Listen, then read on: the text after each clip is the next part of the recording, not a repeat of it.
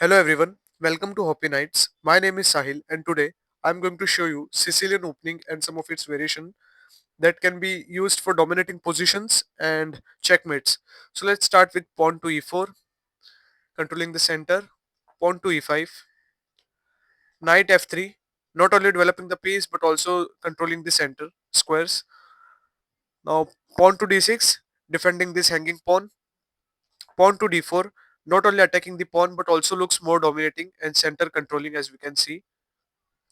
So pawn takes, knight takes on d4, knight to f6, attacking on this hanging pawn. So knight to c3, defending this pawn.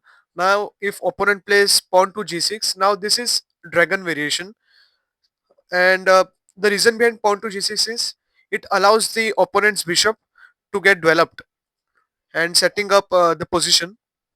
Now after pawn to g6, move pawn to f4, which is dominating and also center controlling. As we can see, both the knights as well as both the pawns controlling all the center altogether. So opponent develops the bishop on g7. Now pawn to e5, attacking the knight. So pawn takes, again attacking the knight. So knight has to move somewhere. So knight to d5.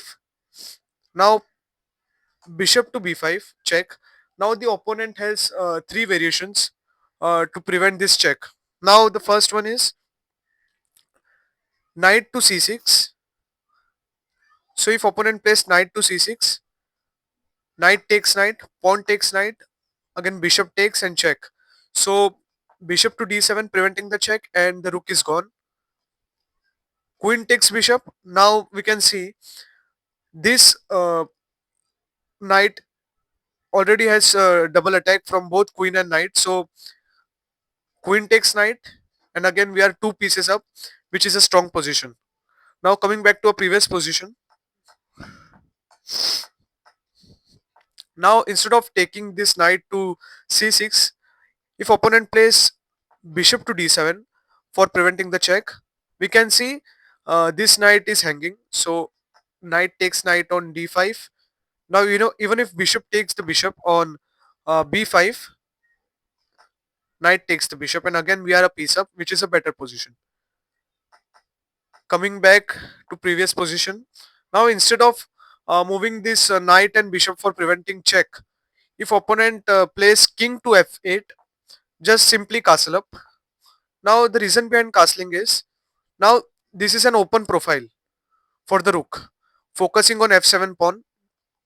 Now if opponent takes the knight on c3, attacking our queen, just ignore all this. Move knight to e6, which is a fork, as we can see. So definitely opponent has to take our knight on e6. After knight takes on e6, queen takes on d8 and it is checkmate. So this is 11 fish variation. 11 fish variation basically is a part of a dragon variation and is beneficial for white. White has the advantage. Now coming back to a very first position.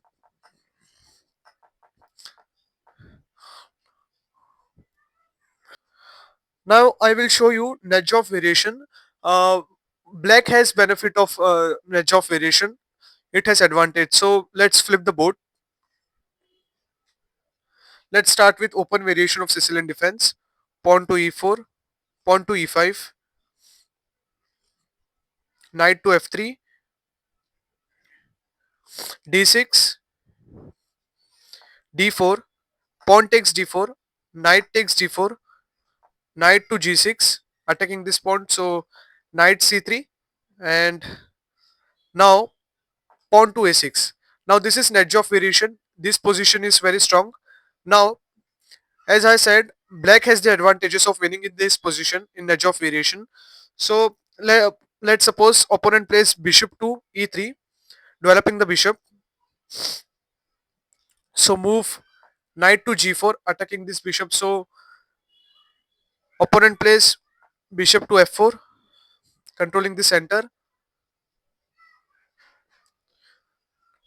Now queen to b6, attacking this hanging pawn as well as attacking this knight.